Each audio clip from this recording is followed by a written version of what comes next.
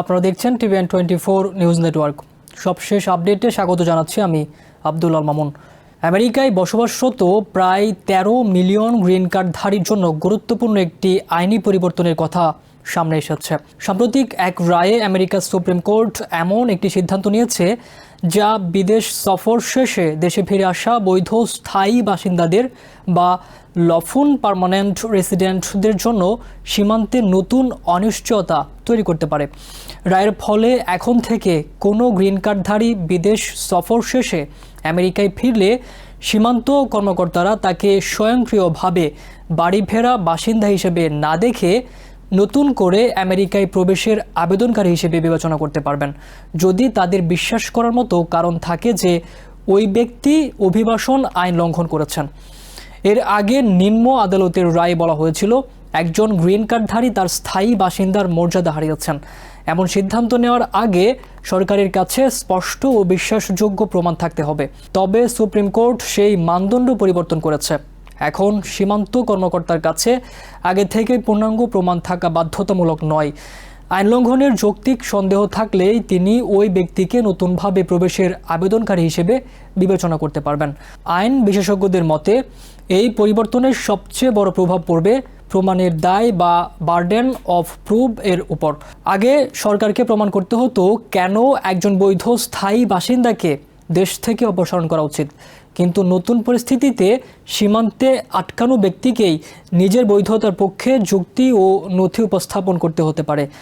সমালোচকদের আশঙ্কা এর ফলে সীমান্তে গ্রিন কার্ড জব্দ হওয়ার ঘটনা বাড়তে পারে। কোনো ব্যক্তির গ্রিন কার্ড সাময়িকভাবে নিয়ে নেওয়া হলে তার অভিবাসন মামলা নিষ্পত্তি হতে দীর্ঘ সময় লেগে যেতে পারে। সেই সময়ে চাকরি পাওয়া, ব্যাংক হিসাব পরিচালনা কিংবা নিজের বৈধ অভিবাসন মর্যাদা প্রমাণ করাও কঠিন হয়ে পড়তে পারে। রায়ের বিরোধিতা করেছেন সুপ্রিম কোর্টের 3 বিচারপতি, বিচারপতি ক্যাটানজি ব্রাউন জ্যাকসন, বিচারপতি সোনিয়া সোটোমাওর এবং বিচারপতি এলেনা কাগান। তাদের ভিন্ন মতে বলেন, এই সিদ্ধান্তের মাধ্যমে কংগ্রেস যে আইনি সুরক্ষা গ্রিন কার্ডধারীদের জন্য নির্ধারণ করেছিল তা দুর্বল হয়ে যেতে পারে। তাদের মতে এই রায় সরকারের হাতে অতিরিক্ত ক্ষমতা তুলে দিয়েছে। ভিডিওতে আলোচিত একটি উদাহরণ হলো মাহমুদ খলিলের মামলা। তিনি একজন বৈধ গ্রিন কার্ডধারী। ভাষ্য অনুযায়ী তাকে আটক করার সময় তার বিরুদ্ধে কোনো ফৌজদারি অভিযোগ বা দণ্ড ছিল না। পরে সরকার তার গ্রিন কার্ড আবেদনে তথ্য গোপনের অভিযোগ তোলে। তবে তার আইনজীবীদের দাবি, প্রশাসন আগে তাকে দেশ ছাড়া করার সিদ্ধান্ত নেয়, এরপর সেই সিদ্ধান্তের আইনি ভিত্তি খুঁজতে শুরু করে। ভিডিওটির ভাষ্যকার দাবি করেন, এই রায় শুধু অভিবাসন নীতির পরিবর্তন নয়, বরং আইন প্রয়োগের পদ্ধতিকেও একটি গুরুত্বপূর্ণ পরিবর্তনের ইঙ্গিত দেয়। তার মতে সরকারের হাতে এমন ক্ষমতা তৈরি হতে পারে যেখানে আগে ব্যবস্থা নেওয়া হবে এবং পরে তার আইনি ভিত্তি খোঁজা হবে। তবে এটি ভাষ্যকারের বিশ্লেষণ ও মতামত, সুপ্রিম কোর্টের রায়ের ভাষ্য নয়। অন্যদিকে সাংবিধানিক আইন বিশেষজ্ঞ কার্মিট রুজেভেল্ট তৃতীয় সাক্ষাৎকারে বলেন, তার দৃষ্টিতে এই পরিবর্তন আইনের সমান প্রয়োগের ধারণাকে দুর্বল করতে পারে। তিনি মন্তব্য করেন, আইন যদি সবার জন্য সমান সুরক্ষার পরিবর্তে ক্ষমতাসীনদের নির্বাচিতভাবে ব্যবহারের হাতিয়ারে পরিণত হয়, তাহলে আইনের শাসনের মৌলিক নীতি ক্ষতিগ্রস্ত হতে পারে। এটিও তার ব্যক্তিগত আইনি বিশ্লেষণ।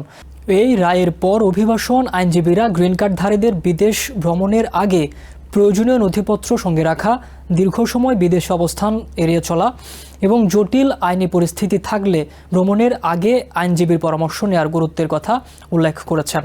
তবে কোনো নির্দিষ্ট পরিস্থিতিতে কি হবে তা নির্ভর করবে সংশ্লিষ্ট ব্যক্তির অভিবাসন ইতিহাস, ভ্রমণের কারণ এবং সীমান্ত কর্মকর্তার সিদ্ধান্তের উপর। সুপ্রিম কোর্টের এই সিদ্ধান্ত নিয়ে ইতোমধ্যে ব্যাপক আলোচনা শুরু হয়েছে। সমর্থকদের মতে এটি সীমান্ত নিরাপত্তা ও অভিবাসন আইন কার্যকর করার ক্ষমতা জোরদার করবে। অন্যদিকে সমালোচকদের আশঙ্কা, এই পরিবর্তনের ফলে বৈধ গ্রিন কার্ডধারীরাও ভবিষ্যতে আমেরিকায় প্রবেশের সময় আগের তুলনায় বেশি আইনি অনিশ্চয়তার মুখোমুখি হতে পারেন। নিউ ইয়র্ক থেকে সম্প্রচারিত TVN24 টেলিভিশন, বিশ্বজুড়ে বাঙালির কণ্ঠস্বর।